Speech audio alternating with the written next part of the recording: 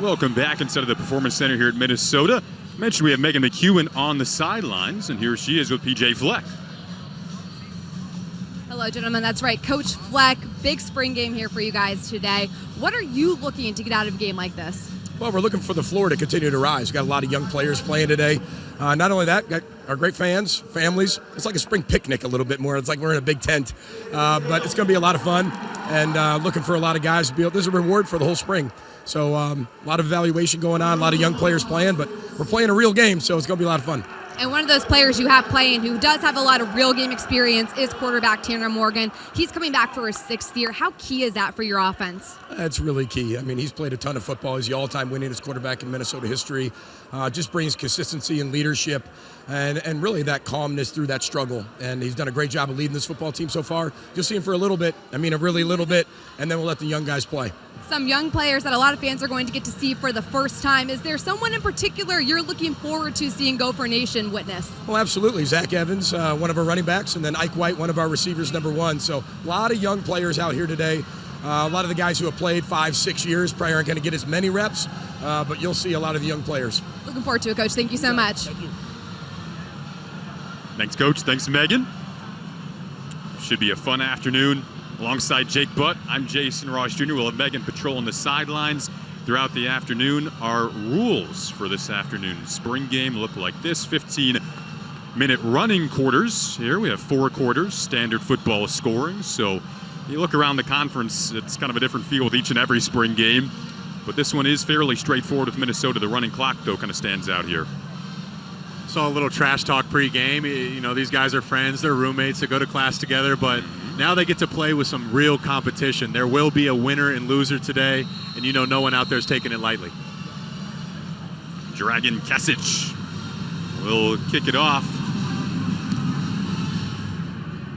to nobody.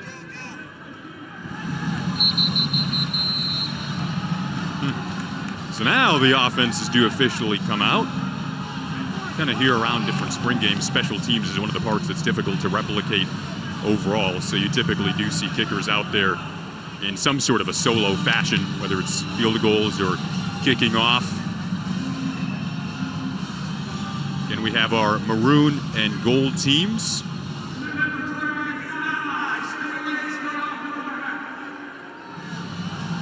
And this Minnesota program went 9-4 a season ago. At least 9 wins in 2 out of the last 3 campaigns. Tanner Morgan, who's been the leader at QB over the past few years here, will be on the field to begin in the gray uniform. He tucks and runs to kick things off. Morgan wearing number 2 in gray there. Mentioned his 27 wins, 27-12 as a starter in his career. And something you're looking at early, Jake, what you told me the other day at dinner is, what does the passing attack look like? It's an RPO that we're expecting when it comes to offensive style, but kind of seeing Kirk Ciarrocca's implements early, and it'll be interesting to see how that plays out in these first few possessions. Identity is the key word. Last year they didn't really have a passing identity. We're going to look at this early in the game here on 2nd down. That was something they struggled with throughout the course of the year, was finding balance with the running game and the passing game. The passing game just wasn't quite there like it was in 2019 under Kirk Ciarrocca, and this was one of the best aerial attacks in the conference. And now trying to find a resurgence through the air this season. Morgan in his 6th year. There's Kirk Ciarrocca. The relationship between he and Morgan is one that could certainly pay dividends when the 2022 season rolls around.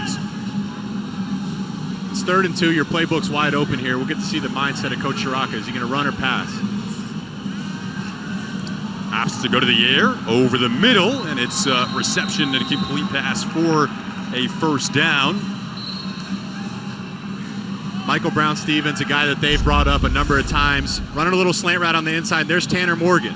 On time, accurate. They talked about simplifying this offensive passing attack and making it a little bit easier on him. Tanner Morgan, there was no mistake who he was going to go to there. Delivers an accurate strike, and they move the chains to keep the drive alive.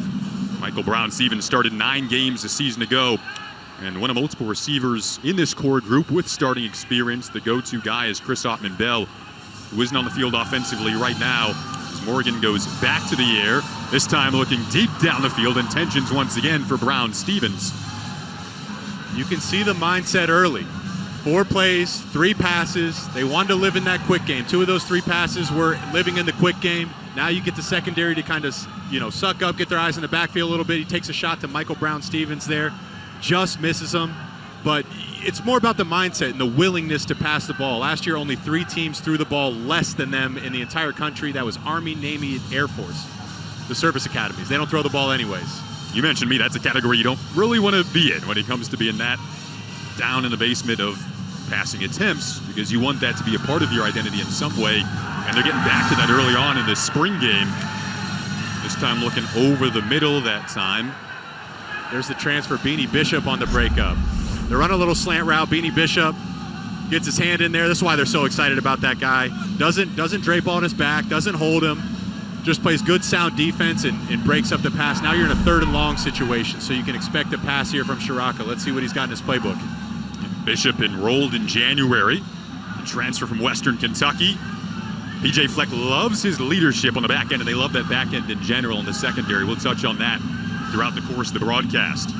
That is certainly a strong point. As Jake mentioned, 3rd and 10 coming up here from Morgan. Feeling the pressure as he rolls to his right. Has to throw it out of bounds. Defensive lineman, a nice breach there. And flushed Morgan out of the pocket. Now his group will trot off the field, and the defense celebrates a stop. 3rd and long is not a situation you want to live in. It allows that defensive line to kind of pin their ears back. They know it's a passing situation, and there the defensive line won the battle. They got the best offensive line.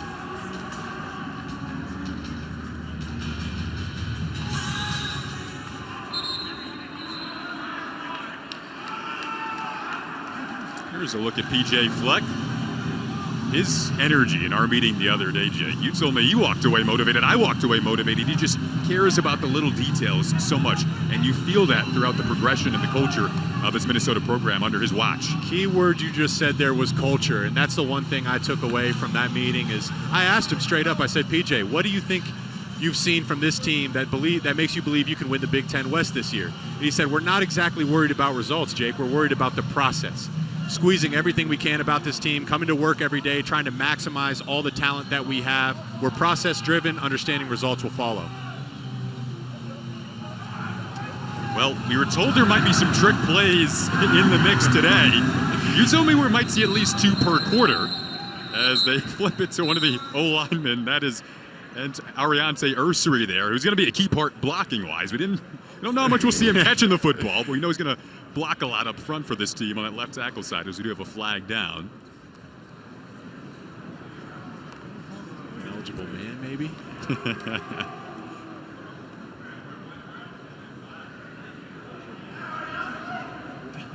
think that was a forward pass. Coming off the reverse. Illegal touching offense, number 69. 5 yards from the previous spot. That includes a loss of ball. Second down. They raved about Ariante Ursary's athleticism all week. I didn't think they were going to come with him on a tackle throwback this early, but I guess that just emphasizes that fact. The staff is very high on him, that left tackle position. Could and should be starting there for the vast majority of the upcoming season. And that's a name to look out for up front. In an offensive line that's replacing quite a bit. You see him blocking there once again. It leads to a pass downfield. They're looking for Dalen Wright. The coverage was there. Dalen Wright's one of their deep threats at receiver. Watson in on the coverage that time. He's running a go ball down the sideline. Just look at that big, long body. He's got a track background. He's really good in these jump ball situations. Just came up a little bit short, but how about the coverage by the early enrollee, Tariq Watson there, running hip to hip with a veteran guy that this offensive staff is so high on. Great defense. More and more depth at DB. And that's one of the points of emphasis. We know who the starters will likely be, but who are the guys behind them. There's a dart, and it's caught. This receiver core is another position where we're looking at who could be behind the guys like Larry Wright. Just finding a soft zone here, right around the sticks. It's a stop and go right there, 3rd and 15. They hit Larry Wright, move the chains. That's a big conversion for this Gold offense.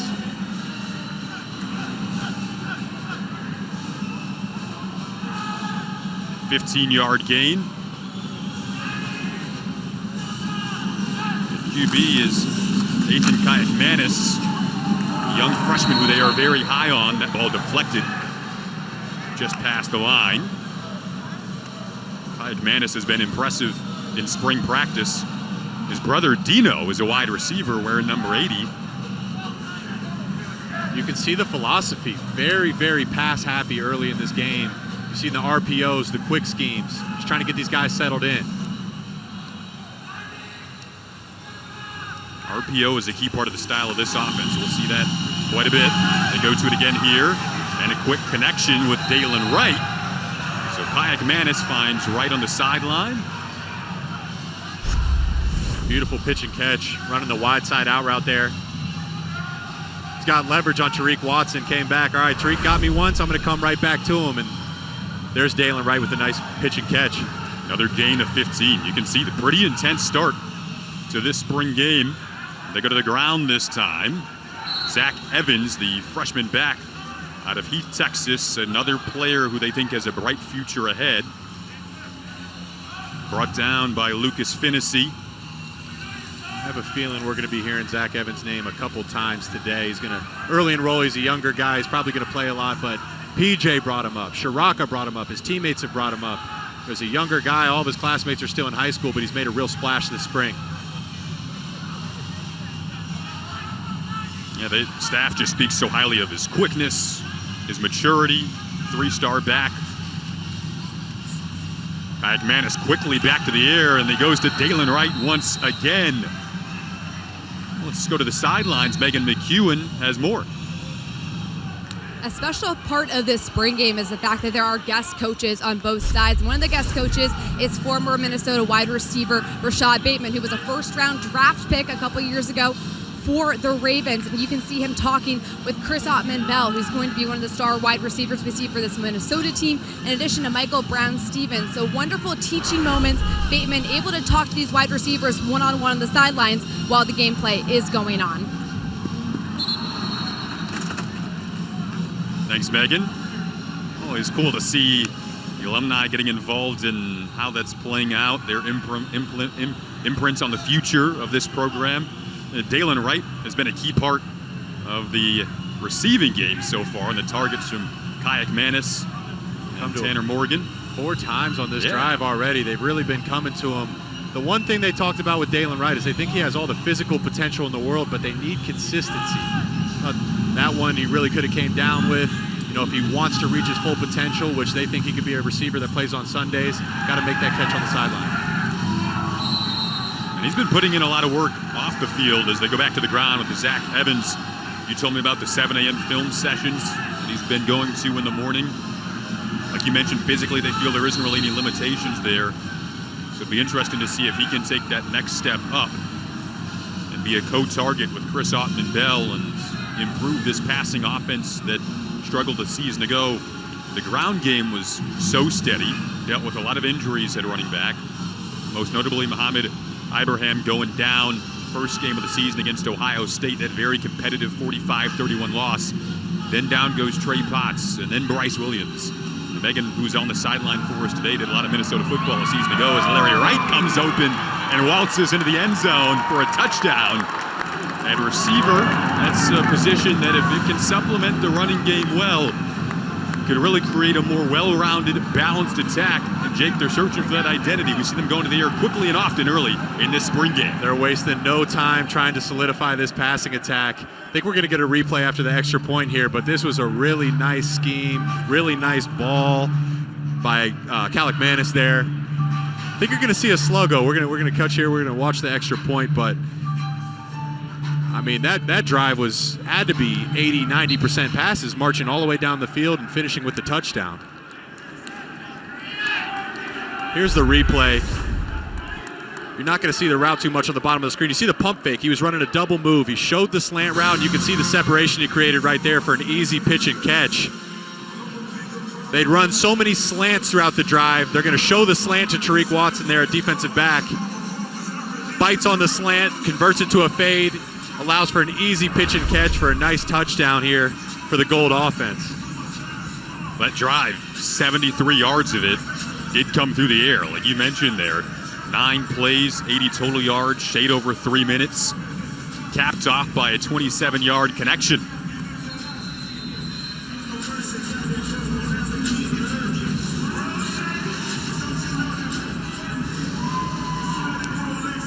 Dragan Kesic will just boot it down the field again.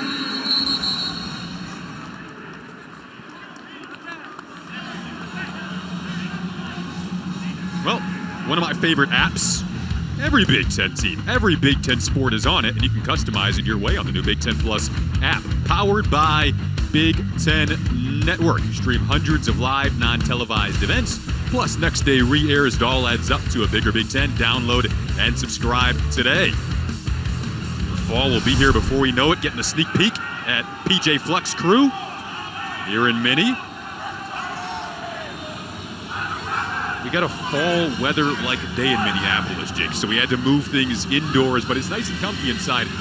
Still have plenty of family and friends around, recruits on the sidelines as well, as you can see in your picture. Talk about row the boat. It's a monsoon, couple inches, couple feet of rain out there today to row the boat all the way to the indoor. They've got the big row the boat sign over the goalpost. There's Cole Kramer, who will likely be the backup to Tanner Morgan. Now, Nathan Kayakmanis certainly in that competition as well. We've already seen him, so it's an interesting spot when you know who your starter is going to be, but the backup position still to be decided. This program knows how important depth is.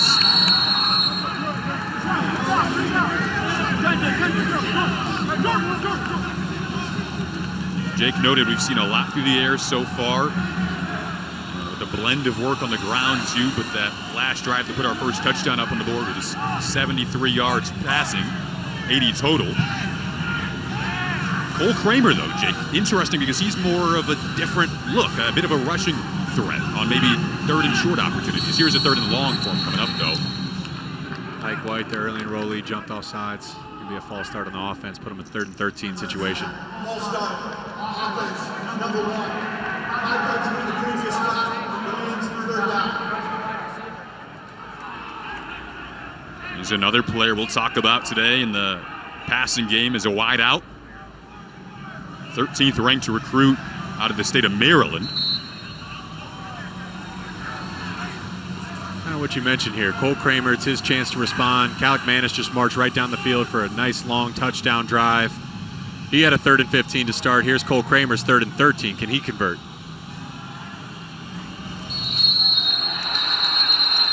I think they're going to credit the defense with a sack there.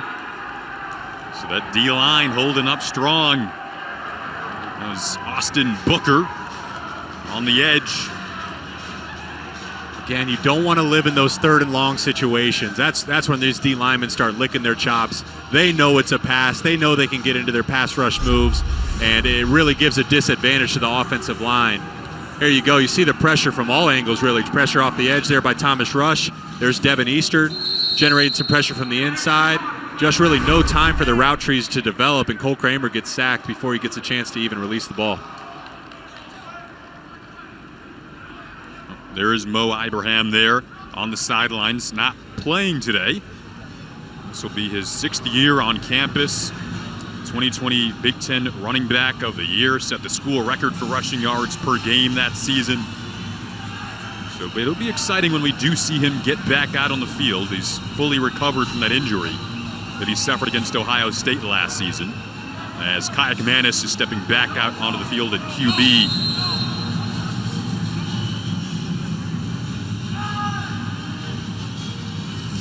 Running game was so successful despite the injuries they went through, which is kind of a testament to how good the offensive line was, as you mentioned, Jake.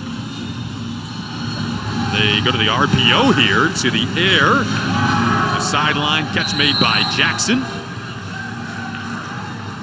And here another look at Moe Abraham, some of the work he did in that Ohio State game. Looked like the best player on the field. I think he was averaging 5.5 yards per carry before he'd been injured. as Minnesota fans know all too well, he's the 2020 Big Ten running back of the year. He's really a guy that should be playing on Sundays. He's got that level of talent, but obviously the Achilles injury set him back a little bit. Minnesota's excited to have him back and excited to see him return to full form this fall. It was just a heartbreaking injury that he suffered in that opener because you knew he was poised for greatness last season. Hopefully that's coming this upcoming season. And with more on Ibrahim, here's Megan McEwen. Minnesota running back Moe Abraham is, according to Coach Flex, 100% healthy, getting ready, headed into the next season. However, he's not playing today. He is currently practicing Ramadan, meaning that he is not allowed to eat or drink between dawn and dusk. Therefore, throughout this past month, he's been getting up at 3 in the morning to do workouts at 3:45, making sure he is up to snuff and making sure he's staying in shape, getting ready for the upcoming season. Coach Fleck has called him Coach Ibrahim, and right now on the sidelines, Ibrahim is the loudest, most energetic player, cheering for both the offense and defense on this team gold. I love it, Megan, and it kind of feeds into that culture aspect that we're seeing under PJ Fleck. You have a guy like Moe Abraham. Getting up that early is so amazing, the dedication to his craft. Yeah, but it's not him. It's not just him getting up. We can highlight that. It's the coaching staff that is all coming in here. They're all waking up and putting one player through a full practice. When you invest in your players are going to invest into your process. Ultimately, that's a recipe for success. So he's a leader. They're excited to have him back. But again, it just highlights the culture PJ Fleck is trying to build here.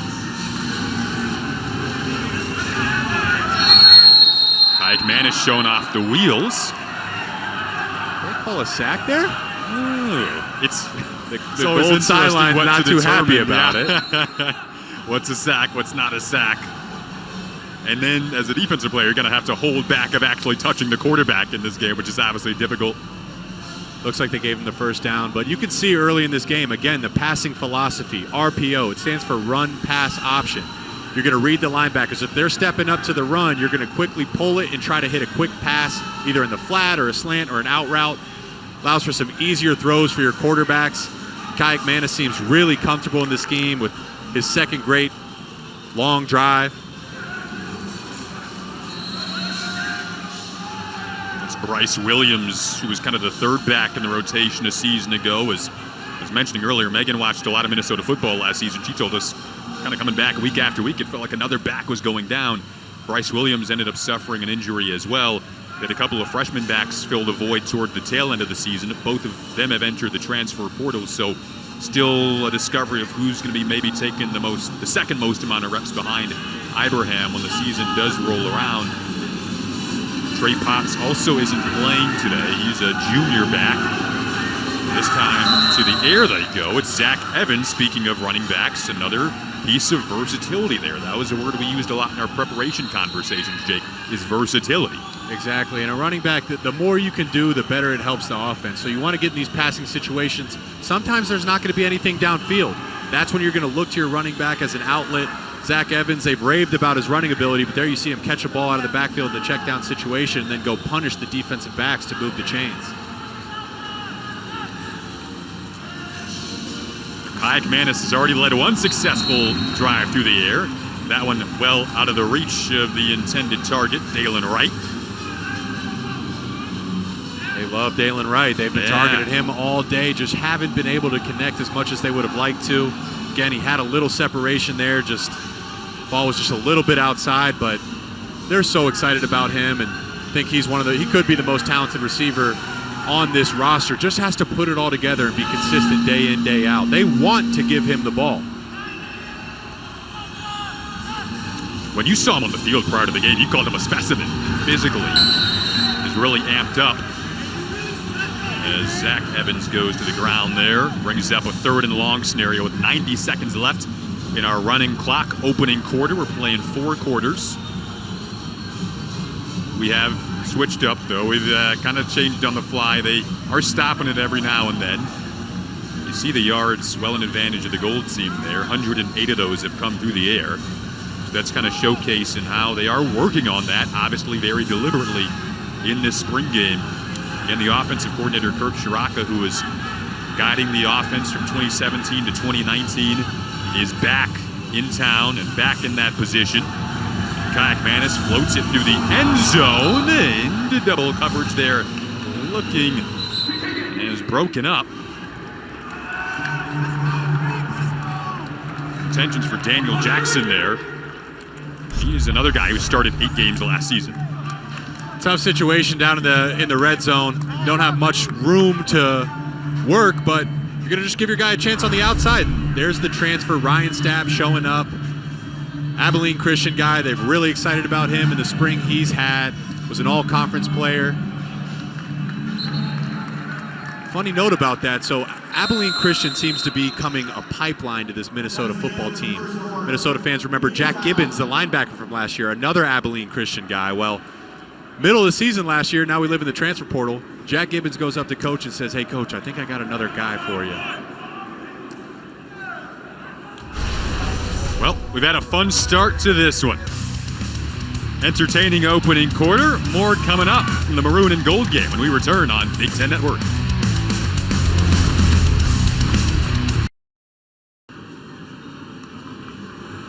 $10-0 start for the Gold team after 1 quarter of play here in Minneapolis. Well, we have more USFL action, which continues today. A doubleheader on Fox at 4 Eastern. The Tampa Bay Bandits take on the Houston Gamblers. Then the Birmingham Stallions battle the New Orleans Breakers. A fun evening of USFL action. And speaking of USFL players that came from Minnesota, we got the draft going on right now in the NFL. Here's Donnell Green, former offensive lineman at Minnesota from 16 to 18.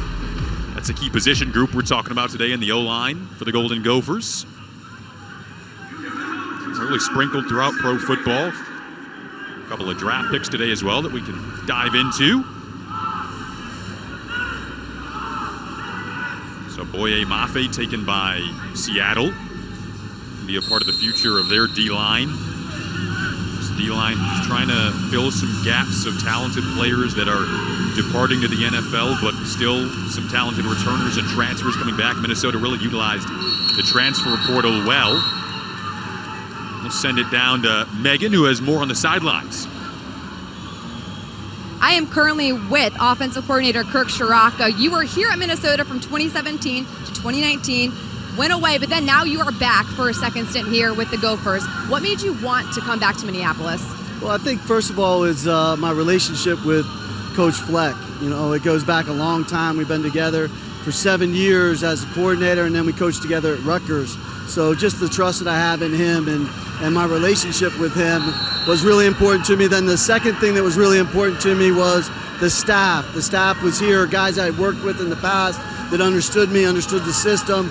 And then the third thing, and probably the most important thing, was just the relationship I had with the older players. And I knew that they were going to trust me and they would help me bridge the gap with the younger guys. One of those older players is quarterback Tanner Morgan, who's coming back for a 6th season. What's special about your relationship between Morgan and your son? Well, again, like trust is a big word. So we really trust each other. We know we can speak freely to each other. I think he believes in what I'm telling him to do out there, and I certainly believe in him. And it's special, you know, when you recruit a guy and you spend all that time together, and then to be here at the back end for him of his career is special for me. You had a wonderful season in 2019 together offensively. Now back getting ready for 2022. What can fans expect to see from this Minnesota offense? Great question. I hope that they're going to see an offense that knows how to take care of the ball, that executes at a high level, and plays really, really hard. If we can do those 3 things, I feel like we're maximizing our ability of our players, and that we'll be fine. They've always been the staples of an offense that I've been in charge of. Coach Ciarrocca, thank you so much. Appreciate it. Jason? Thanks, Megan. Jake, what were some of your takeaways from our conversation with Kirk Ciarrocca the other day?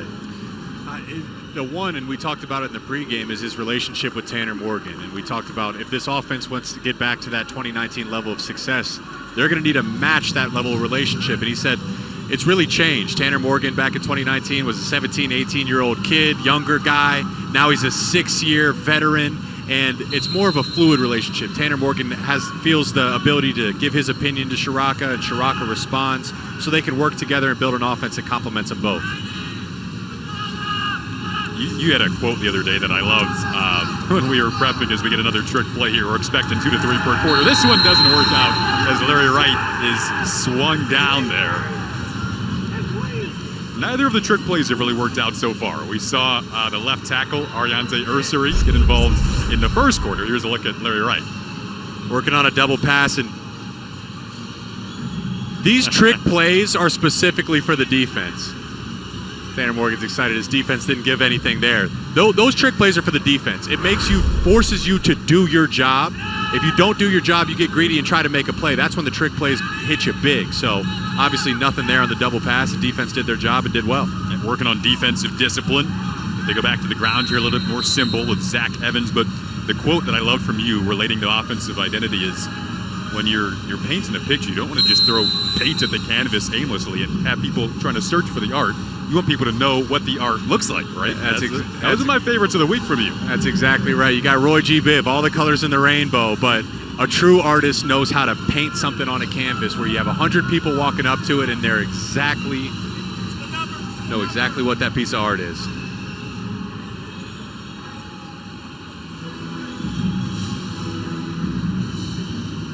Player down on the field. Bo, you never want to see this in a spring game. Looks like hopefully maybe a cut there, potentially, Jake. Looks like the old Minnesota native Nathan Bo. Looks to be moving all right. It's a physical game.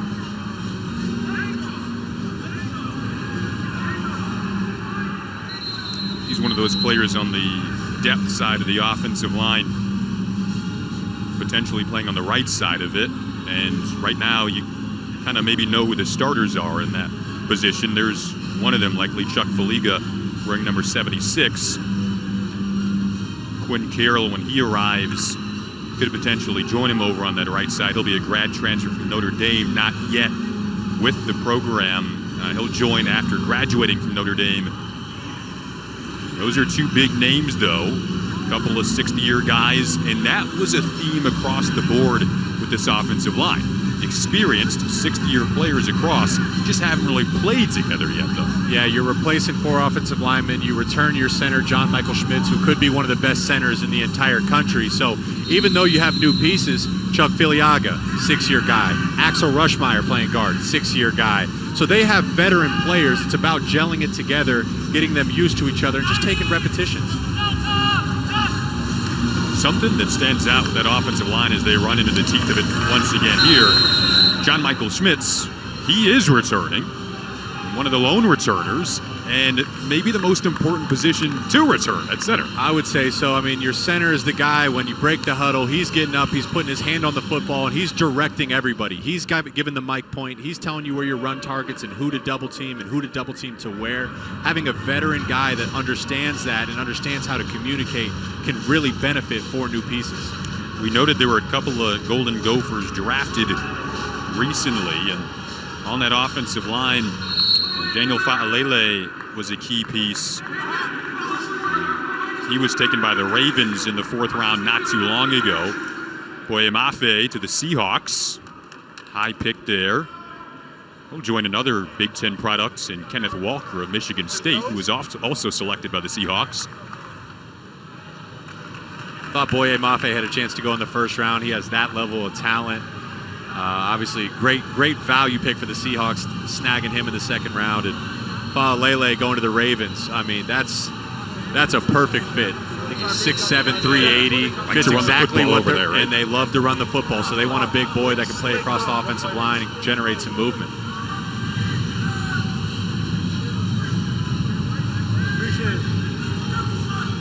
See the different sayings around this practice facility sprinkled on the walls. The ball is the program. And as they go deep down the field, we've seen that a couple of times. That's Ike White, who they were intending to pass for, early enrollee from Philadelphia. Another double move. He's going to try to run a hitch and go here, and this is a great job by Beanie Bishop passing it off to Darius Green at safety. Darius not interfering with the receiver, just running hip and hip there. And that's what they talked about. This back end of the defense, the secondary, the corners, the safeties are going to be the strength, and that's a tough matchup. You're running a double move. nothing going there for the offense. Great job by the defense. Cole Kramer back at QB. Quickly rolls to his left and dishes off to Jamison Gears, with the tight ends on the roster. Well, Minnesota fans, you want to see some more passes. Yeah, we're seeing it today. We're seeing plenty of passes. We're seeing them open up the playbook.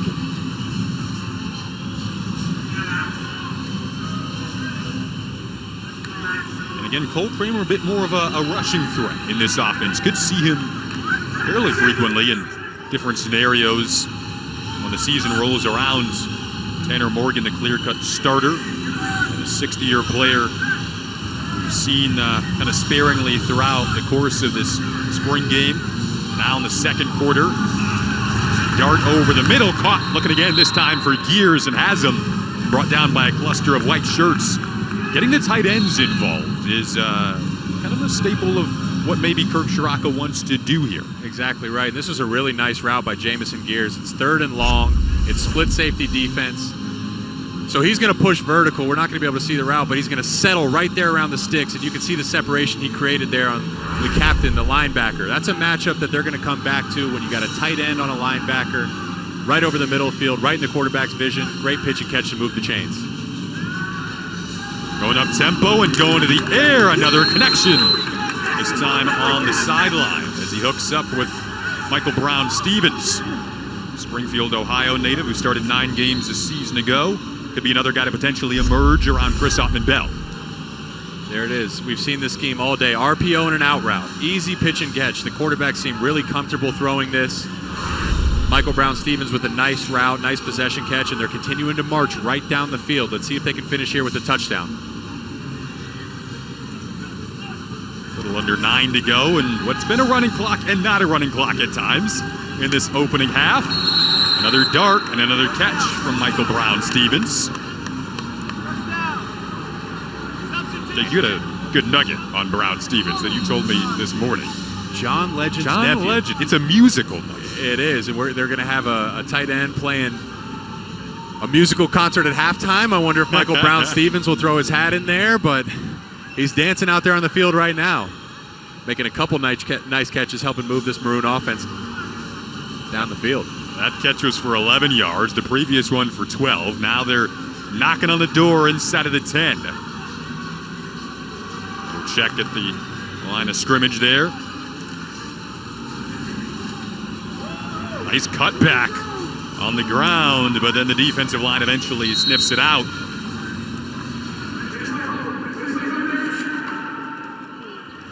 Jordan Nubin. Brother of Tyler Nubin. Brother of Tyler Nubin. I wonder if they've met a couple times this spring, running back and safety. Jordan Nubin been having a pretty solid spring. Also throwing his name in the hat for some potential reps. One of a couple of brother combos on this roster. Talked about Dino Kayakmakis and Nathan Kayakmakis, the QB receiver brother duo. Here's Cole Kramer dropping back to pass, and he has a touchdown. So Kendall Moore helps this Maroon side creep back a little closer about halfway through the second quarter. You can start to see the identity. They've run this play quite a bit. The fake left, boot right, easy pass for the quarterback, something that they should be really comfortable with, almost a check down type role, and put the ball in the hands of your playmakers and let them do the rest. Don't overcomplicate it. It's a simple scheme for these guys, right there in their vision, and obviously led to a touchdown. 4 straight completions for Kramer to close out that drive, which makes it a 3-point game now.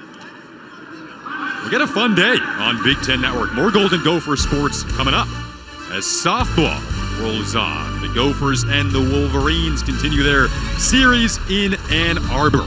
Coverage begins next on the Big Ten Network and the Fox Sports app. Our friends Lisa Byington and Jenny Ritter on the call for that one.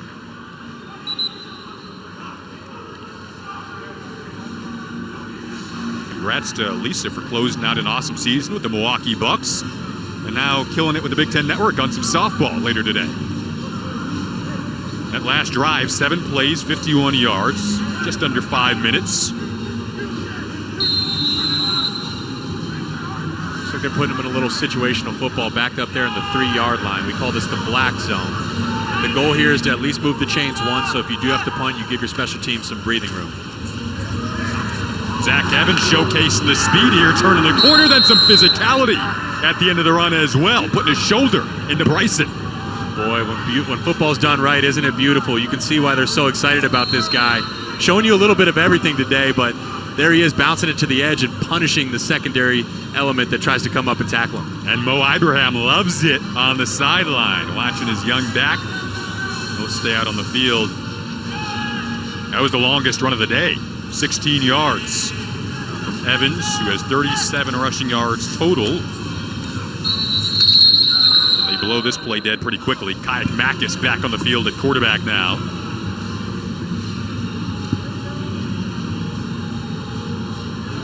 As he's had a nice day, Kayak Makis, a young freshman who, again, they're very high on, has been impressive in spring ball. Battling for that backup spot. Yeah. Both him and Kramer kind of bring their own elements to the game, but Kayak Makis looks really, really comfortable with this offensive scheme, and he's been executing at a high level so far. Doesn't look like a redshirt freshman.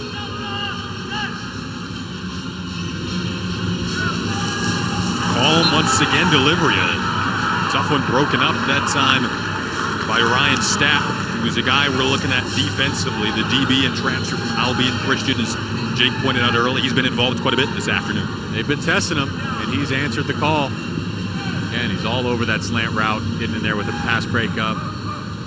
They've really dipped into the transfer portal to help fill in some of their holes. And PJ talked about they're going to develop their recruits, those guys that they'll bring up through the program, but they're going to look in the transfer portal for immediate contributors. And you can see why they brought Ryan Stapp in with a nice PBU right there.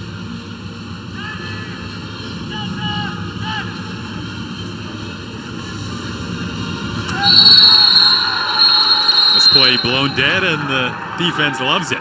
Speaking of defense, Boye Mafe was drafted by the Seahawks, as we talked about earlier, one of the most fearsome defensive linemen in the Big Ten a season ago, and Megan McEwen is with him on the sidelines.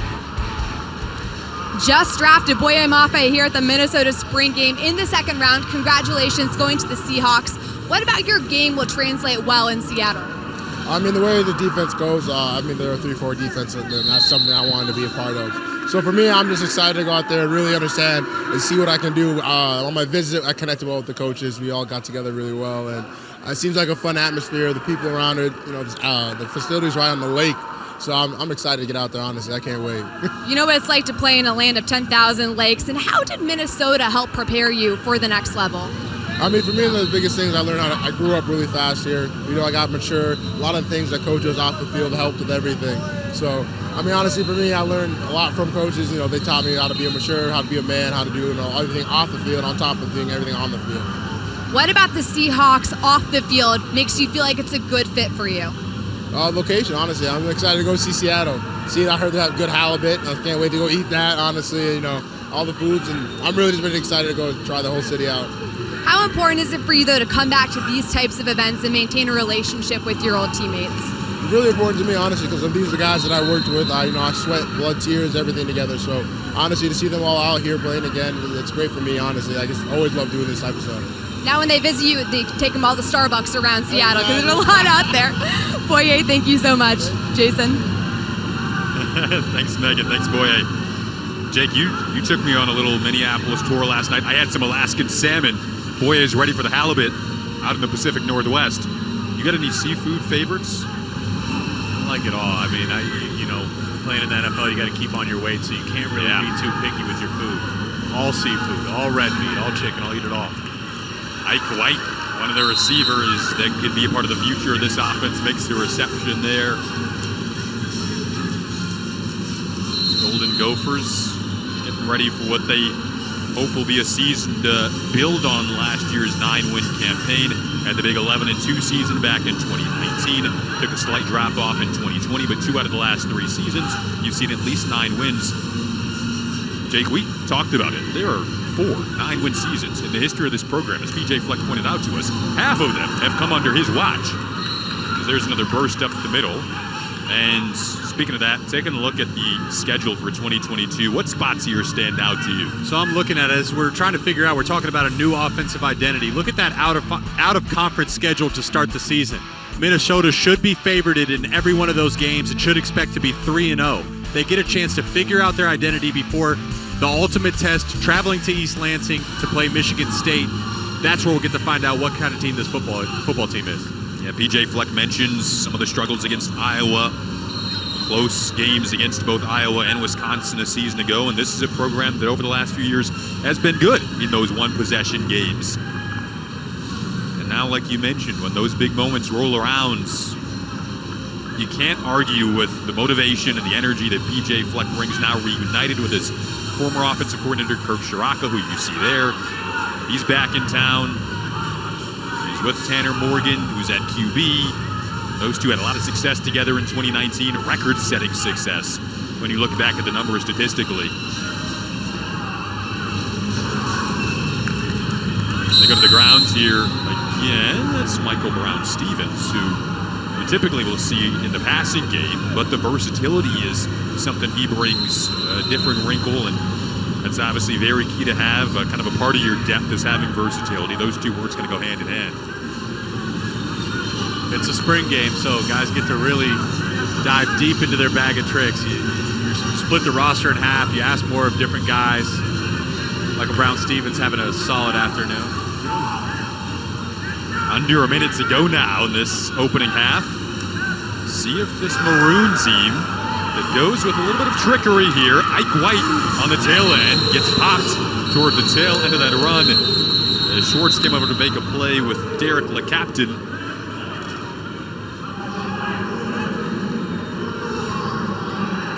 Timeout called by the Maroon team with just under half a minute to go here. 22nd timeout on the field. These situations too, Jake. Down 3, under half a minute to go in the opening half. Being able to go through different scenarios is another interesting part of the spring game. Some fans in here too, testing those things out. Situational football is absolutely key to your program's success. So you're down to, here you are, you're down 3, you're going into half. At a minimum, you need to get a field goal, so you cannot afford a turnover, but you still want to go score a touchdown, so you have a chance to take some shots. But we'll see how Cole Kramer gets a chance to navigate this. And again, PJ Fleck, they're evaluating this backup quarterback spot. Situational football will be a key to that decision.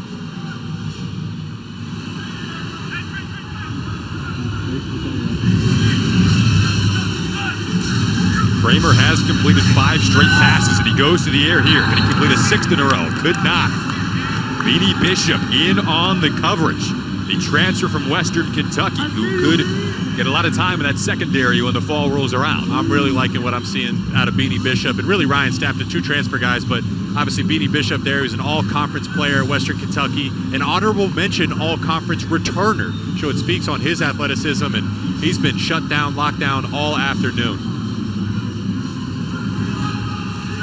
Brings up a 3rd and long.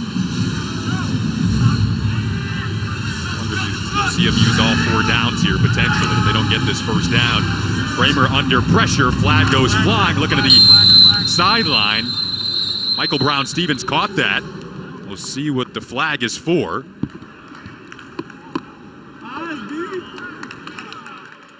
Might be coming back.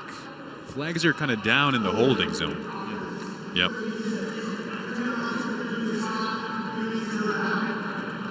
Situational football, that's a penalty you can't afford. A 10-yard knockback bumps you out of field goal range. Now you got some serious work to do. There it is. Jameson Gears, just nothing to really argue about there. Grabbed him by the horse collar and dragged him down. But now you got some work to do. You don't need to get a first down here, but you want to try to get back into field goal range. Look into the air once again here. Has a target over the middle with 9 seconds. Looks like they go back to Gears. That's his 3rd catch. All right, Jameson, if you're going to hold a guy on 3rd down, knock us back. We need you to make a big play to bring us back into field goal range. There he is running that sit route once again, sitting down in the middle of the field. Really dropped out. The defense dropped completely out of there. It was an easy pitch and catch, and now you're a chip shot field goal. Let's see if they can convert.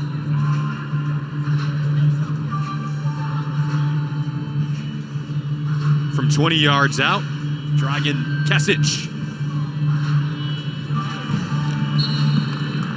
splits the uprights. Nice and clean to maybe send us into half tied up. They will say that's going to be the end of the quarter. Well, a fun opening half and more fun coming up at halftime as Sam Pickering will perform. Multi-talented.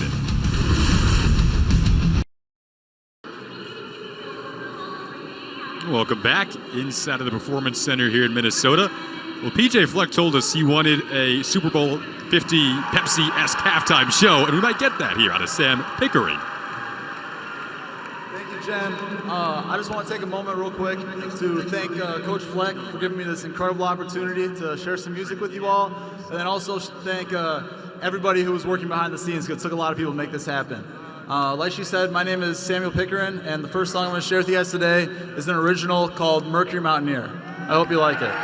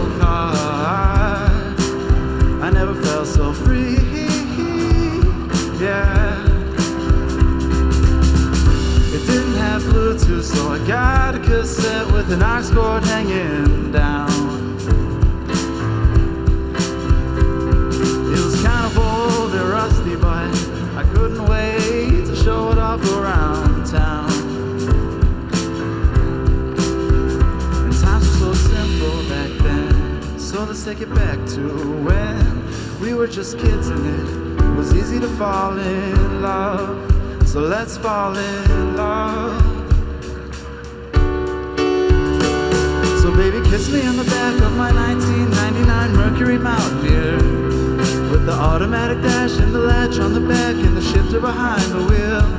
Yeah, baby, we can kick it back and relax in the past when time didn't matter to us. And we didn't need a reason, just a moment and a feeling, and honestly that was enough. So baby, hold me near in my Mercury Mountaineer.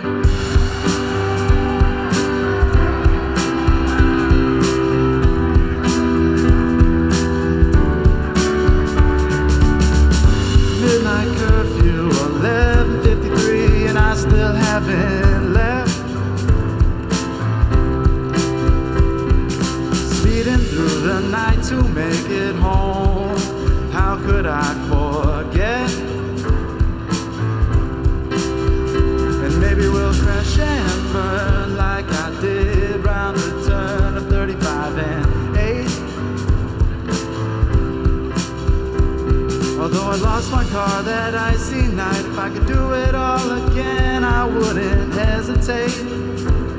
No, 'cause times were so simple back then. So let's take it back to when we were just kids and it was easy to fall in love. So let's fall in love. So baby, kiss me on the back of my 1999 Mercury Mountaineer, with the automatic dash and the latch on the back and the shifter behind the wheel. Yeah, baby, we can kick it back and relax in the past when time didn't matter to us. And we didn't need a reason, just a moment and a feeling, and honestly that was enough. So baby, hold me near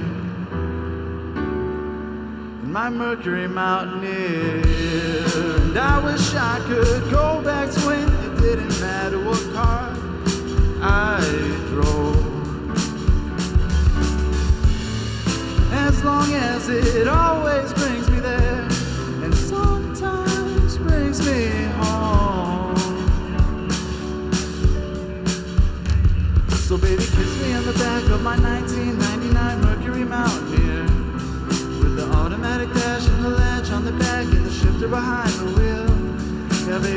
kick it back and relax in the past when time didn't matter to us.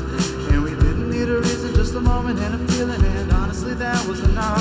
So baby, hold me near in my Mercury Mountaineer. Just tease more of halftime coming up. Thank you, everybody. Well, more coming up from Mini when we return on Big Ten Network. Tied up between the Maroon and Gold after one half of play. Welcome back to the halftime fun here in Minnesota, the annual Maroon and Gold game. Pleasure to have you with us on Big Ten Network. Alongside Jake Butt, the former Michigan tight end, I'm Jason Ross Jr. Megan McEwen with us here as well. Got a fun crew on hand for you. Jake, we touched on the things that stood out to us in the opening half, particularly the passing and the amounts of passing we're seeing jumped out. We knew pregame that we wanted to see an improved passing attack, and it's pretty apparent what Coach Shiraka's philosophy has been this whole day. Pass, pass, and pass some more. And they've done it with their Maroon offense, their Gold offense. They've done it in the quick game. There you see a double move downfield. So going into this spring, they said, hey, we feel confident about our rushing attack. Let's really emphasize raising the floor in the passing game. And I thought both quarterbacks, really all three, Tanner Morgan played a series today, have done a nice job marching their offenses down the field. We've seen Morgan, we've seen Cole Kramer, Ethan Kayakmakis as well has looked really good. Second half just moments away. It was pretty intense too. Good tempo. Saw some fun out there, a little trickery to kind of test the discipline of the defense too.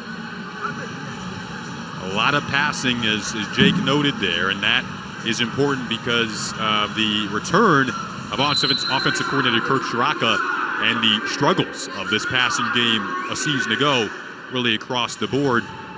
Defensively, they were one of the steadiest in the country. Allowed 17.3 points per game, which was fifth least in the nation. There is Kirk Shiraka, the offensive coordinator who returns for his second stint with the Golden Gophers. His relationship with Tanner Morgan should be very important. The QB who's in his sixth season as they try to revive the passing game that was so successful in a record-setting 2019 campaign during which the Gophers went 11-2. 9 wins a year ago, 4 losses. 3 out of the 4 losses were one-possession losses. So maybe you're a play or two away from 10, 11 wins again. But the goal certainly is to get back and get to 11 wins and hopefully a Big Ten championship game appearance. The Big Ten West is absolutely wide open. Seen a lot of the usage out of the tight ends as well. A little stretching going on. Can we talk about the tight ends, So Jason? we can talk about the tight ends. I know you like to talk about the tight ends. And I'll tell you what. We can get to it.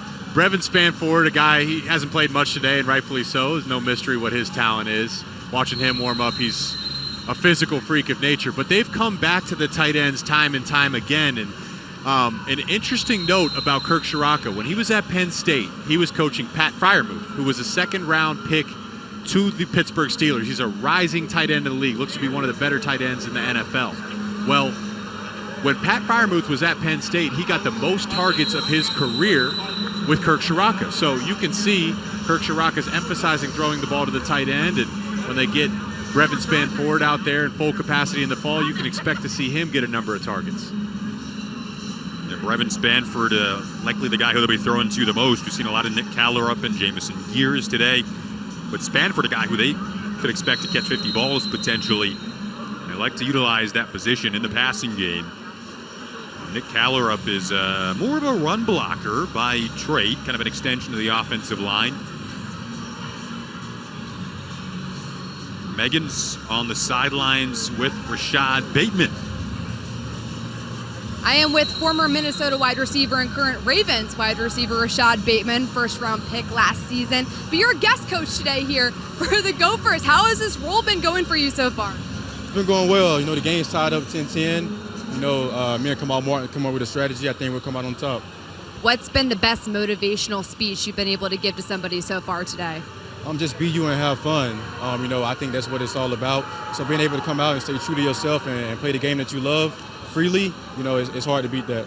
This is a game that you love, and you were able to have a successful career here at Minnesota. How did playing in Minneapolis help prepare you for the pros? I mean, definitely helped me in a lot of ways. You know, Coach Fleck, he has a very strong standard here, foundation, you know, rules, responsibilities, and it definitely got me prepared for the NFL. So I can't thank him enough for that. Coach Fleck talks a lot about culture here at Minnesota. Having you come back is a key part of maintaining that culture. How would you describe the culture that's been built here in Minnesota? I would definitely describe it as a family. You know, being back right now, seeing all the Gopher former players here, you know, the current players. There's nothing but love shown between everybody, from the staff all the way down to the equipment staff. You know, that's what it's all about. You know, the people that's here know that, and we love it. Rashad, I know you got some coaching to get back to for the second half. Best of luck. Thanks for chatting with us. Thank you so much. Appreciate it. Thanks, Rashad. Thanks, Megan. Well, again, we're inside of the practice facility today due to weather outside. There's a look at one of the banners that they hold up in the facility here. It is the Eagles Super Bowl banner from 2018. That Super Bowl was won over at US Bank Stadium here in Minneapolis, the beautiful new stadium.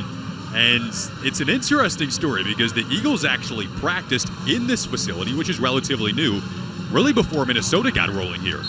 That year, the Patriots, who the Eagles beat, practiced in the Vikings facility. So PJ Fleck said, why not hang the banner of the Super Bowl champs in our practice facility? And maybe kind of used it as a little motivation. Right now we see Ethan Kayakmakis at QB. His pass delivered to Jackson on the sideline and caught. So a lot of Kayakmakis going to the air in the opening half. He had a touchdown pass. Daniel Jackson on the receiving end was their kind of number 3 target a season ago. Started 8 games. Gain of 10 there.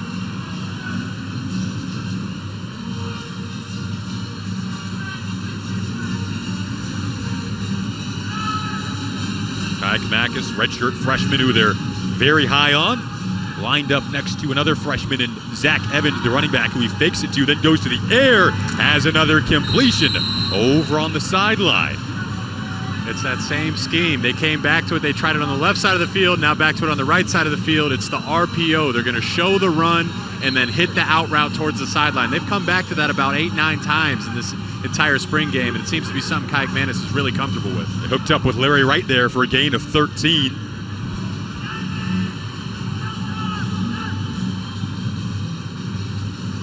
This time they do go to Evans on the ground, gobbled up by the maroon jerseys pretty quickly.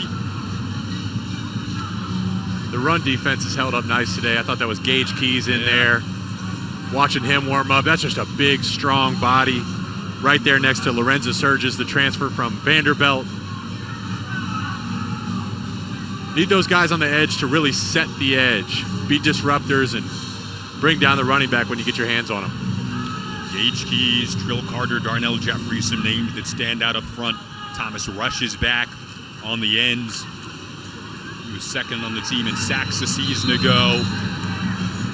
So again, another position where they feel comfortable, and it was so good a season ago. We mentioned earlier they lost Boye Mafe, who was selected by Seattle in the draft in the second round, but got some names coming back and names from the transfer portal that could help fill the void there. And you mentioned to me, Jake, yesterday when we were prepping that you can't really totally fill the void of a Boye Mafe because that's just a special talent, but you have different personnel now, and that's okay. It's not a bad thing, it's just different personnel. And Joe Rossi talked about versatility across this defensive line is you don't necessarily have a starting 4. You have 8 or 9 guys that you feel confident you can rotate and that they're going to contribute. Might have our first interception of the spring game. That ball picked off by Miles Fleming. So Kayakmakis throws it into the hands of the Columbus, Ohio native. Get dangerous late into these downs. You're trying to create. You might get a little bit greedy. See Flemings, he saw his eyes all the way. It might have been there early, but you come across too late, trying to throw to the sideline. Fleming read that all the way and makes a nice play for a nice interception. Bishop Watterson, Ohio. I'm from Columbus, Ohio. I know that high school right down the street. They pump out some good products, and there he is showing his talents. Your neck of the woods. And Fleming is an interesting topic because he missed most of last season with an injury and saw a lot of action early in the first 3 games of the season. So he's kind of back for them, and obviously a very good player. And the corner spot, they kind of reloaded through the transfer portal. Really the secondary, the safeties, are all back and have some strong players returning in Tyler Nubin and Jordan Howden, who we touched on early in the broadcast during our open. And you told me, Jake, for the most part, this is a 4-2-5 scheme. And if you could tell the fans a little bit more about what that means and why Minnesota could have success running that. They want to live in the 4-2-5 world, so it starts with the defensive line. Four down linemen, two linebackers, and then 5 defensive backs. So they're going to have an extra defensive back on the field. And the fact that they have depth at corner, they have depth at nickel, they have depth at safety. It gives them some flexibility to move guys around and play them all over the field.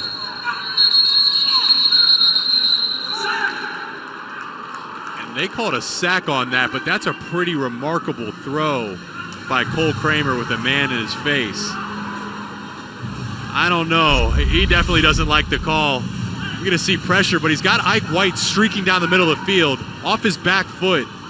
I mean, that's tough. And it's on the money. Blew it short, but that's one of those bang-bang plays. This is the tough part about the spring game. It's subjective. Did he get him or did he not? That time they said he got him. Big sack, and now you're living in a 3rd and 20 world. Not a lot of answers. Maybe a screen or a draw for the offense. And this is going up against a very tough secondary as well. They have to go to the ground here. Braylon Oliver came up to make a tackle, one of the key linebackers coming back. Well, we mentioned some of the draftees from Minnesota. This is the Vikings tweeting out, and they're going to keep a player in the state of Minnesota, Esezi Otomewo, one of the defensive linemen that wreaked havoc for the Golden Gophers a season ago. So now here's the 3 that have been drafted: Daniel Fa'alele, Boye Mafe, and Esezi Otomewo. We're testing our pronunciations today, Jake, due to this draft, which has looked awesome so far for the Golden Gophers. This is a great day for Minnesota football. You got your former players back in, some top talent, Rashad Bateman. Now you're seeing these guys get cranked out to the NFL draft, get a chance to live their dreams, and it's all culture. It's all culture. Your old ceilings become new floors. You just continue to rise and ascend. I know PJ's excited to see some of his guys get drafted and get to live out their dream in the NFL. He watched some of the draft the other night, and he'll get some fun updates after the game wraps up, maybe even some on the sideline. PJ Fleck always brings the energy dating back to his Western Michigan days. He's such a great culture guy, which is a topic we've talked about throughout the broadcast, and establishing that here in Minnesota. And consistency is a word that he's used a lot over the past couple of weeks. Zach Evans has been a consistent feature in this spring game on the ground. Freshman from Heath, Texas, has opened some eyes during the course of spring ball.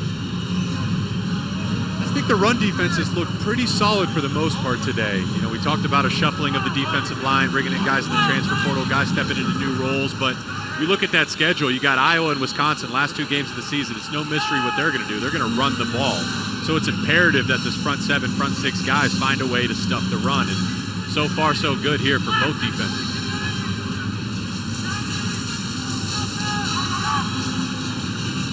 Now Ethan Kayakmakis back at QB, going to the air promptly. We've seen a lot of quick releases out of the QBs so far. That's Daniel Jackson, he was looking for. Earlier we saw a lot of Dalen Wright being featured in different sets.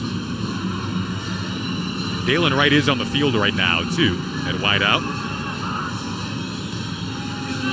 Haven't really seen Chris Autman-Bell in this game. He's going to be their lead target at wideout, as he was last season. But kind of about the surrounding core around him.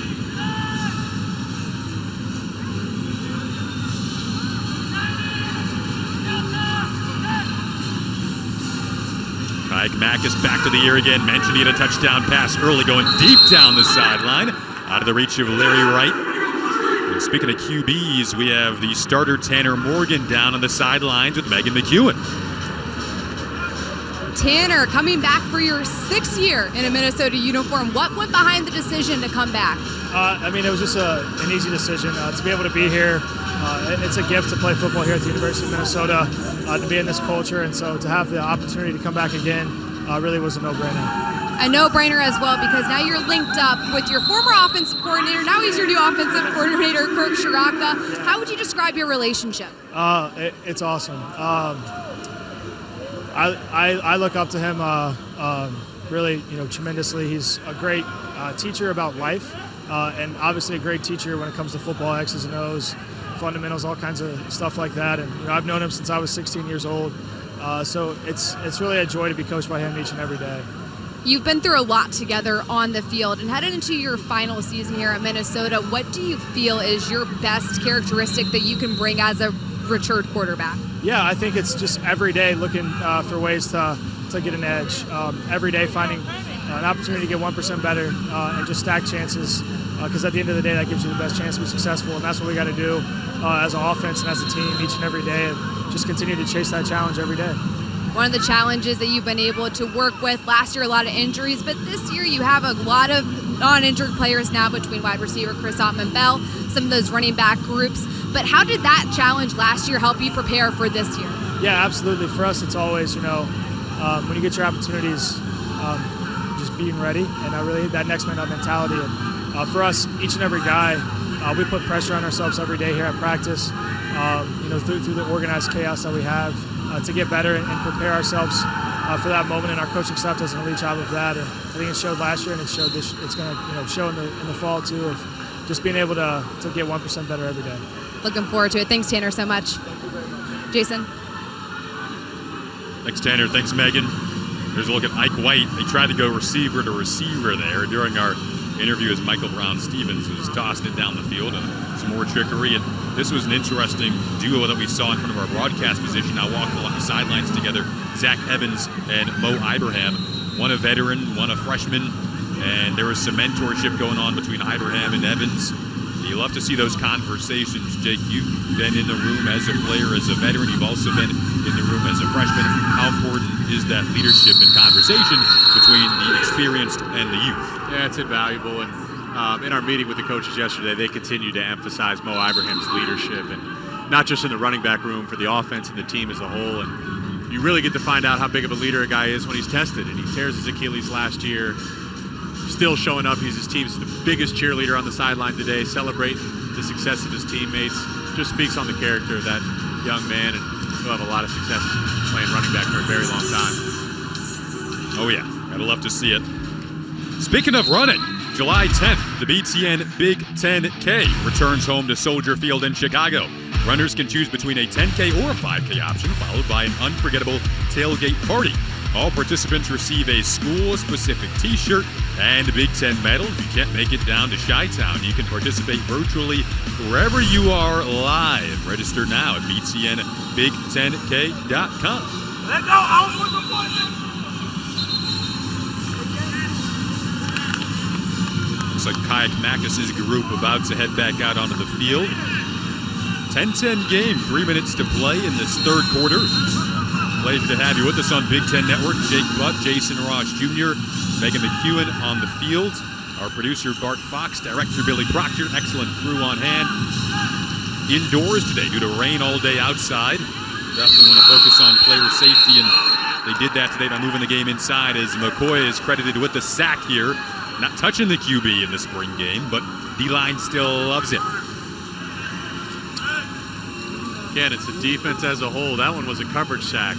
Pagman is looking downfield. Everybody is clamped up by the secondary, and gives all the time in the world for the defensive line to create some penetration and disruption. I think the defense is settling a bit more in this second half here after we saw a lot of success through the air in the opening half. Sure looks like it. They haven't been able, neither offense has been able to move the ball, and here's second long situation. Got to try to get back in front of the sticks. More of an RPO look again. That's going to be a prominent feature as Evans bobbling it, trying to haul it in. They say it's an incomplete pass, juggling it out of bounds.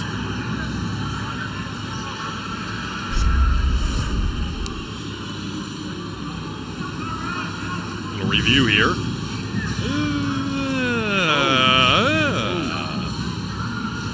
Those are the scary ones. You got a guy closing on you. You're bobbling the ball. Yeah.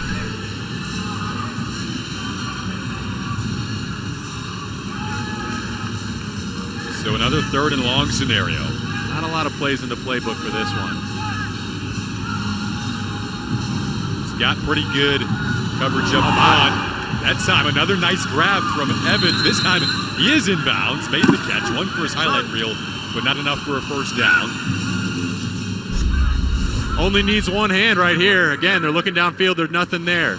Zach Evans, he's the check down option. Look at this one. Ooh. Just the left hand reaches back. He's showing us a little bit of everything today. Seen him break off some runs out of the backfield. Catching it with 2 hands. There he is catching it with 1 hand. You can see why they're so excited about this talented freshman. So, again, more of a follow-up conversation here. Ibrahim and Evans. We have Megan down on the sidelines with more. Evans is a player that head coach PJ Fleck has been really high on throughout this spring. He's young, but has had the opportunity to learn from players like Moe Abraham. And on the sidelines, he has been talking his fellow running backs' ears off, just trying to get coaching advice, making sure he's doing all the right things to have an impact on the field. Thanks, Megan. He's been a neat part of our storyline today, Zach Evans, and hopefully will be a neat part of the storyline of this Minnesota Golden Gopher crew moving forward. We're getting a sneak peek at him today here in Minion. It's been fun. We'll step aside. Heading into the 4th quarter of our spring game here in Minnesota, the annual Maroon and Gold game. Defense was so good a season ago for the Golden Gophers, and Megan McEwen is down on the sidelines with D coordinator Joe Rossi. Coach Rossi, big defensive stops there in the 3rd quarter. What have you seen so far from the defense in this spring game? I've been excited about how they're playing, how hard they're playing, how they're tackling. I think the guys are doing a good job staying on top of the coverage, not getting anything in behind them. But we got 1 more quarter to go, so we got to hold strong and put some points on the board for the Maroon team. Are there any defensive players that have stepped up and really impressed you in this game so far? Yeah, I've been impressed. Miles Fleming came up with the big pick. It was a good response. He gave up a play earlier in the scrimmage in the spring game, and then he made a play at the end. Ryan Stapp made some plays. I thought the D-line's been doing a good job getting some pressure. Cody Lindenberg stepped up and made a play, so those are the guys. In a game like this, what little things stick out to you as a coach that impress you? Communication, guys playing hard, just the whole organization, the operation. The one thing about the spring game, it gives you an opportunity to practice some of what you're going to do in a game, especially for the young guys who haven't been in that situation before. So I've been impressed how they've handled it. You had a great run defense last year. What can Minnesota fans expect to see from the defense this season? Well, every year is its own year, but what I'll say is we got a lot of guys that are working really hard. We feel like we got a lot of good young talent, and they need to develop through the rest of the summer and then all the way into the season. I know you have a different role here in the spring game today, but how would you assess your experience so far as like the general manager, as Coach Fleck described it to us? Well, I would say there's a lot less going on for me. It's a little bit less stressful than calling the defenses. So just organizing, making sure everything flows. Coach Rossi, thank you so much. Jason. Thanks, Coach Rossi. Thanks, Megan. Well, it's a defense that only allowed 17.3 points per game a season ago. 5th best in the nation across the board. The passing defense was 2nd best in the conference. Only Wisconsin allowed less yards in the ground per game. So they're hoping to replicate that success. Ike White is hoping to be a part of the success in the passing game as he makes the reception there. This Maroon team moving the football a little bit here. Cole Kramer at QB. It's a gain of 12.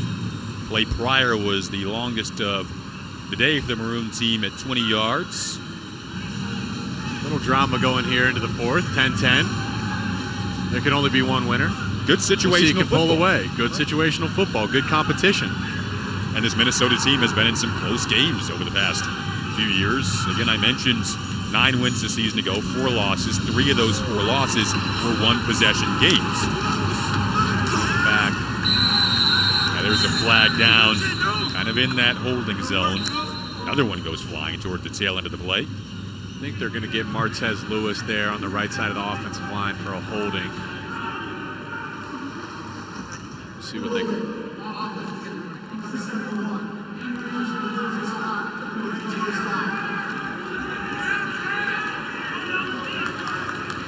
Here's a name that they're hoping has success down here on the left side of your screen, trying to reach the defender, but clearly just grabs him a little bit. You can see the tug of the jersey. The ref knew it right away, threw out the flag, and again, these penalties have really put both offenses in tough positions here. 1st and 20, really long. That's been one of maybe the key things to clean up, I guess, moving forward is the penalties. You never want to beat yourself. No, and penalties do exactly that. Right, and we mentioned the close games. You get down plus side of the 50, you don't want to set yourself back. They'll blow this dead. Kramer has the legs to take off. I thought he was sacked there in the backfield. Really timely blitz. Down here on the bottom of your screen, down to the left, you're going to see the corner, Beanie Bishop, come off the edge. A corner blitz. They just didn't see it till it was too late.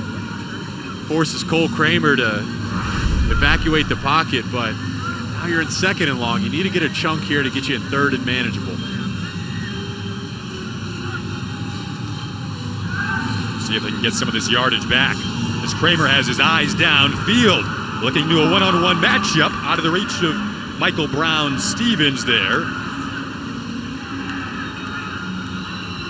He went for it all.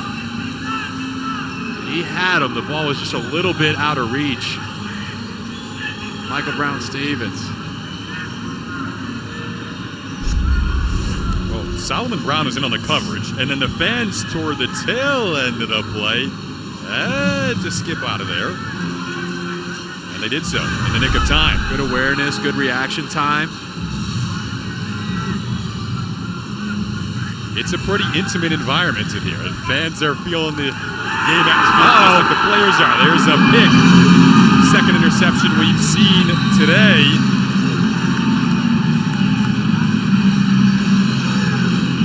The goal defense is loving this. Derek LeCaptain. He had enough of that little sit route over the field. They kept coming back to it and coming back to it. He finally said, this is my time. I'm tired of you guys testing me. I'm going to go pick this ball off. And has a nice little return, too. And this is the fun part about spring ball. Here it is. They've come to this route time and time again. He reads it like a children's book. Comes up with a nice interception, and then there he is rolling down the field. A nice return. That's just one thing you can't do. The offense is this half. Maroon offense, shooting yourself in the foot, whether it's penalties, a couple turnovers now. It makes it tough to see, but that's a nice play by Derek LeCaptain nonetheless. At one point last season, because of the injuries at running back, LeCaptain moved from linebacker to running back and took some snaps offensively. Maybe showcasing the versatility in a way that you maybe don't want to see. But we talked about versatility today. You see LeCaptain's skills there defensively. Good ball security. Yeah. Good speed. Nice high knee angle, shin angle. Looked explosive on the return. Coming up with a big play there on defense. And it was cool. The whole Gold team is celebrating. They're running onto the field. Again, these guys are teammates, but they're playing to win today. They finally get to have a scoreboard. There is one winner and one loser, and they want bragging rights when they head back to the dorms on campus.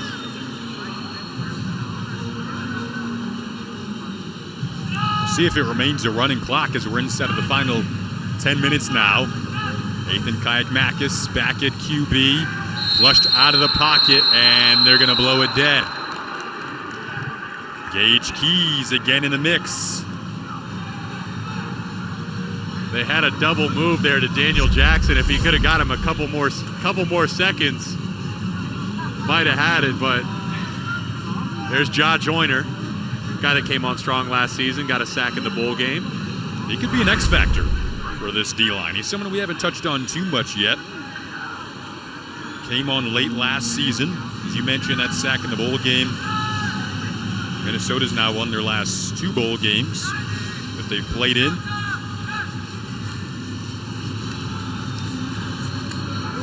See the quick burst of Evans hitting the corner there. Knocked it out of bounds. It's a great run by Evans, but there you find yourself again in 2nd and long. You really don't give yourself a great chance. 2nd and long, you break off a 10-yard run. Now you're still in 3rd and 10. It's not a world you want to live in on offense. We'll see if they can come up with something to move the chains here and try to create some separation in this 4th quarter. Be interesting to watch down the final 750 there. I mentioned the bowl wins. In 2019, had the big Outback Bowl win over Auburn, then beat West Virginia in the Guaranteed Rate Bowl this past season. Kayak Makis quickly flushed again. They don't blow it dead, still alive. Loops it down the sidelines over near us and out of bounds.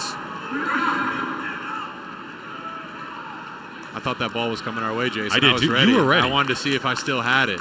I think you still do. You were gripping the pigskin prior to the game like you were ready to go. It's like riding a bike. Oh, yeah.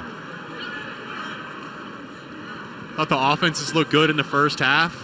Marching the ball down the field, putting up points, stringing together drives, and the defense said they had enough. The defense has been very dominant here in this second half, and that's the point of the spring game. If one side's too dominant, you know, that's good for their dominance, but it makes you worry about the other side. So you want someone to throw a punch, and then you want the other team to throw a counter punch. That's a sign of a healthy team. So at some point, though, someone's got to break away and make a play.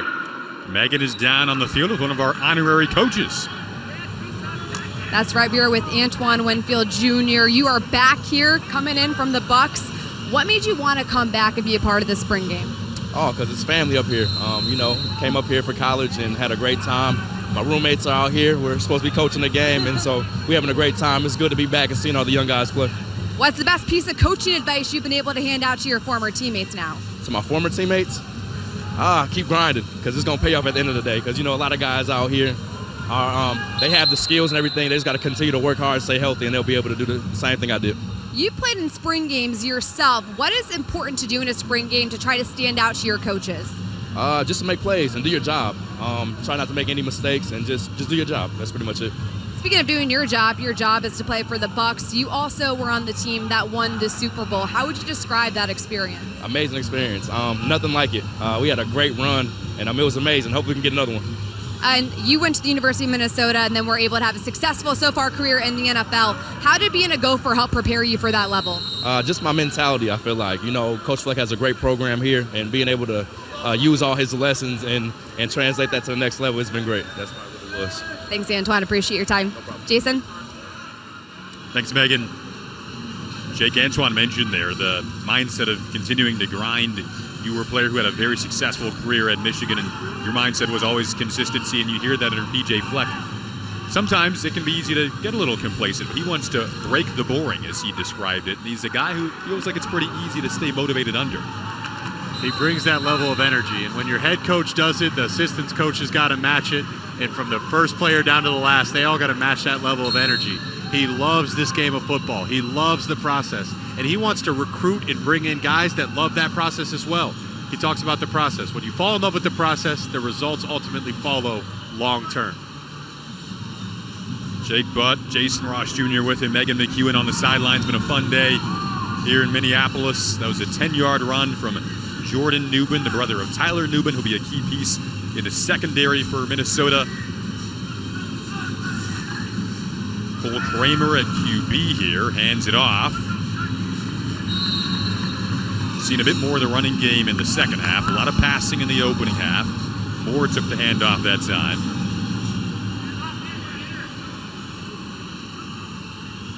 Joe Rossi defense. We asked him what makes a great defense. He said his two things are stopping the run and avoiding giving up the big play. For the most part, they've done exactly that. They've been tested. They've seen some downfield throws, and they've done a good job responding.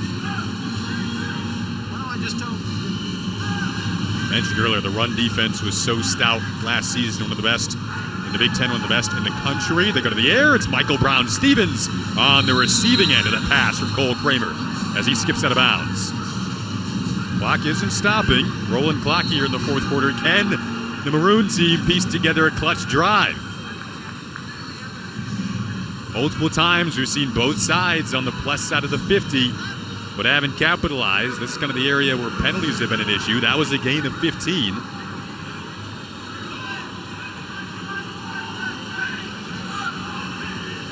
Cole Kramer, the Minnesota native, in the shotgun. Go back to Nubin. He couldn't sneak his way out of trouble there. Beanie Bishop, not just a coverage guy, not just a lockdown corner. We've seen him come in there and mix it up. want my cornerbacks when they're tested, they want to show some physicality. Go in there and stick your hat in there and make a play. And nice wrap up and tackle for a 2-yard loss. The Minnesota fans should love what they're seeing out of Beanie Bishop today. The transfer from Western Kentucky. New addition and a new face in that secondary, but as Jake mentioned, coming up to make a play there with 2.5 to go now. Play clock winding down. Kramer dumped it off, couldn't quite find Nubin, who bobbled it, a little frustrated with himself after that sequence. Maybe thinking one step too far ahead there, Jake? The throw was a little off target, but again, you're 2nd and 12, you're 2nd and long. You need to get some of that back to get in a 3rd and manageable situation. I feel they've lived in 3rd and long far too much today, and really the goal is to have success on 1st and 2nd down so you avoid 3rd down altogether. But when you're living in a world of 3rd and long, your percentages of being able to convert decrease significantly. That's the situation again here on 3rd and 12 with the play clock winding down. Kramer drops back, looking over the middle, out of the reach of his intended target, Michael Brown-Stevens. Nice coverage there from the secondary once again. Brown was the man on the coverage that time. Stevens a bit slow to get up. Austin Booker down on the right side of your screen with a little up and under. Excuse me, we got an injury down on the field.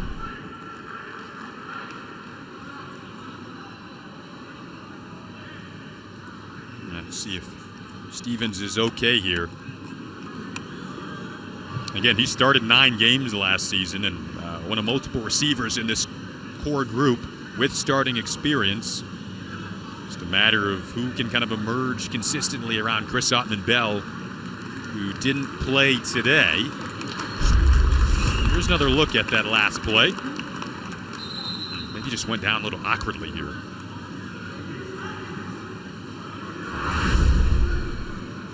He's carried a hefty load this afternoon. They've been coming to him a lot on offense. It's good to see him get up the field under his own power.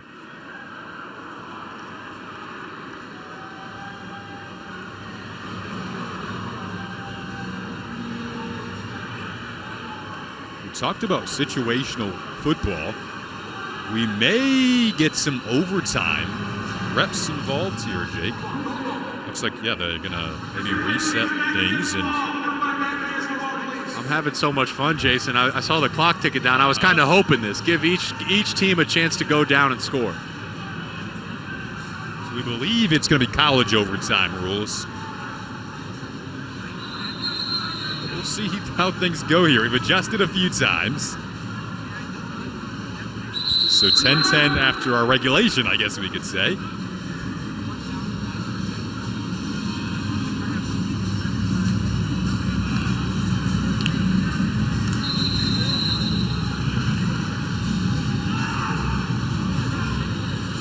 Now here we go. We'll start out in overtime. Loneno Fayo in at QB. They go to the ground to Zach Evans. First time we've seen Fayo today. Now Kayak Makis comes back out.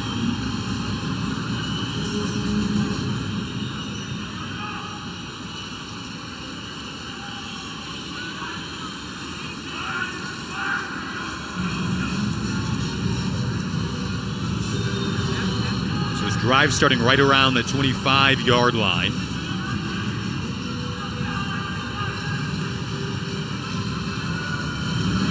Kayak Makis keeps it. They blow the play dead.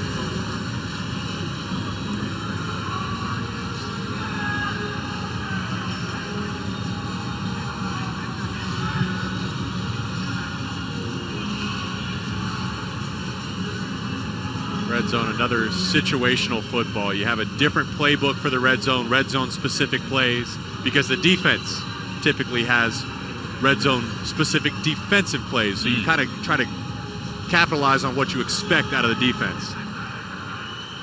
It's good to point out, getting to test different scenarios today and different packages, which you may not always get to look at.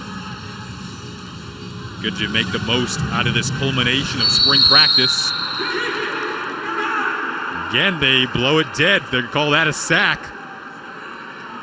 Looks like Lorenzo Surges, transfer from Vanderbilt, coming up to make the play. Another coverage shack, too. I mean, there's just nowhere to go with the football. Kayak Manis is scanning the routes downfield, and it shows again and emphasizes the strength of the secondary and then the complementary pass rush to get after the quarterback and disrupt his timing. Just a complete defense, and that's what we expect out of Joe Rossi. He's continued to have success, and I know he's excited to see that.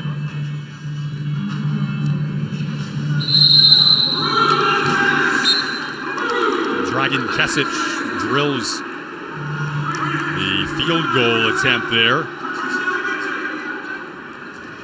There's now a touchdown can win it for the Maroons. For all the marbles. All the marbles here. It's a 44-yarder. We asked PJ what's on the line. A nice dinner. We appreciate that. You're a college student. We can always enjoy a nice dinner. I don't know if it's steak or maybe salmon like you mentioned earlier, but the winners will be getting a classy dinner, so there is something to be playing for here. Doesn't sound bad. Boye Mafe is ready for his habit. Boye Mafe might be buying now that he's got that NFL contract. Maybe he's buying true. for the dinner, giving back to the school. The halibut in Seattle.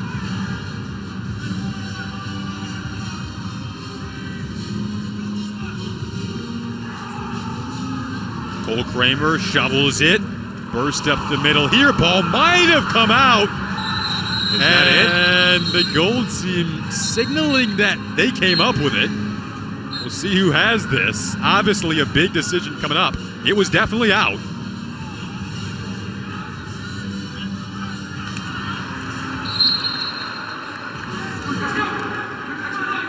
They got it. Saved the day.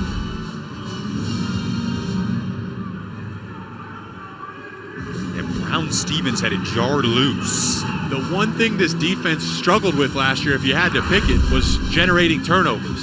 They did not generate enough turnovers, and today you've seen the emphasis on that with a couple interceptions, and they're a nice strip.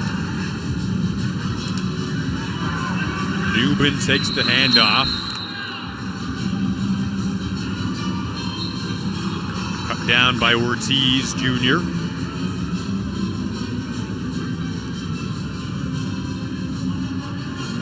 And a touchdown would win it for the Maroon team. Offenses came out flying with a lot of passing in the opening half. Defense has really settled in for the second half. Didn't see any scoring up until that last field goal from the Gold team. They opt to keep it on the ground. Nubin promptly met in the backfield. Once again, Edie Bishop. He's been... Is he in the running for the MVP of the game today? I think he should be. He's certainly one in the running. Again, there he is on the bottom of your screen, coming right down. He reads the run. You want him to fill in and have a physical tackle, and he's shown that ability all day. You can see why they're so excited about the talented transfer in from Western Kentucky. Putting him again in a second and long situation. Ball came out. Kramer recovers. Looking down the field and out of the vicinity of any of his targets there. Brown Stevens, the only one in range, brings up another 3rd and long.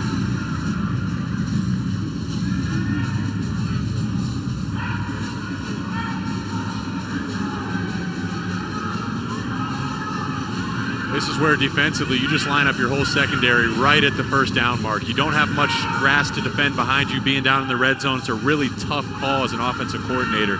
Let's see what they come up with. Kramer back to pass again. Pressure coming out of the reach of Ike White. He had him.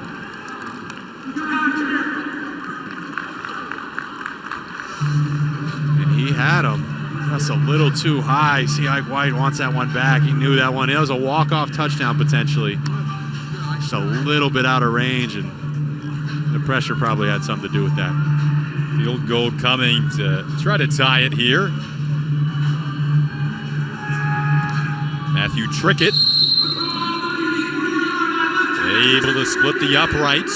So 13 apiece now. We'll see what they opt to do next here.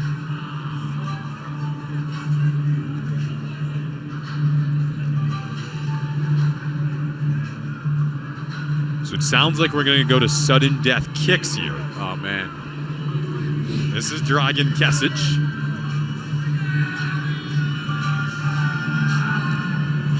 beg your pardon, that's Matthew Trickett, who will take the first one, and he gets it to go. One kicker is going to be King, and another kicker is not going to make his team too happy. There's only one winner in this situation.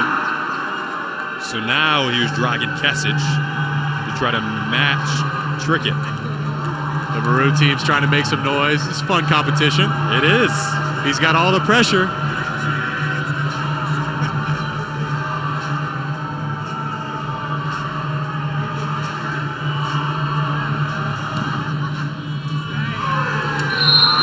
All the pressure on the leg there of Kesic, and he comes through.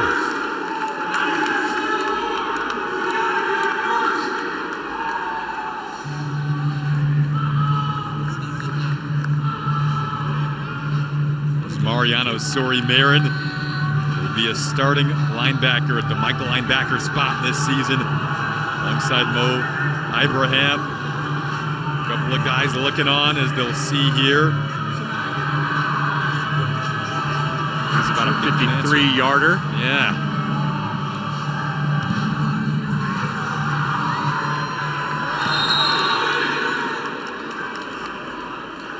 Say that was no good. Okay. Here's your chance to close it out. Some of those one-possession games, it's valuable to have a kicker to come in here in these situations. Chance to win it.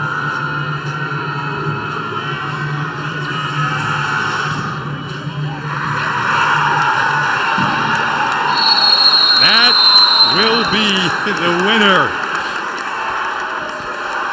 The walk-off field goal in OT after a few rounds, extra rounds here, Jake, and a fun finish to our Maroon and Gold game. Maroon team celebrating.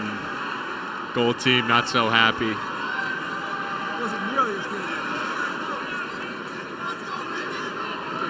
Well, we have PJ Fleck down in the sidelines here with Megan after the winner.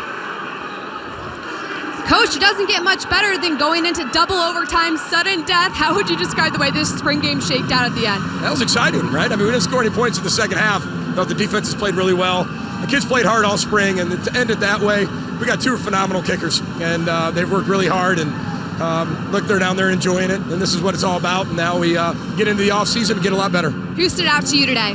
I think a lot of guys. I think Michael Brown-Stevens did a really good job on the Maroon team. Both quarterbacks gained a ton of experience today, some young guys up front. And then Austin Booker, one of our defensive, the young defensive ends, played really well. How do you take this and build upon it for the summer and into the fall? Well, I think it's just that. It's just camaraderie with the team, the togetherness that they have. This has got to be a player-led team for us to have a chance to be able to win the championship and win the West. And we got to work on that in the offseason. Winner gets a nice dinner. What are they getting for dinner, Coach? Oh, they're getting a really nice dinner. I mean, we're heading over to J.D. Hoyt's here, so they're excited about that, I know. Looking forward to it. Thanks, Coach, so much. Appreciate it. The walk-off winner for Matthew Trickett. A fun afternoon here in Minnie. We had an awesome crew. Jake Butt, man, you are awesome to work with. Bright future ahead for you in the business, my friend. Looking forward to more down the road and looking forward to watching this Minnesota team as they'll venture into the 2022 season. Megan McEwen did an awesome job on the sidelines today. Our producer was Bart Fox, director Billy Proctor. Thanks to everyone here in Minnesota with us. It's a jam-packed day on Big Ten Network. More Minnesota sports action as Golden Gophers softball takes on the Wolverines in Michigan.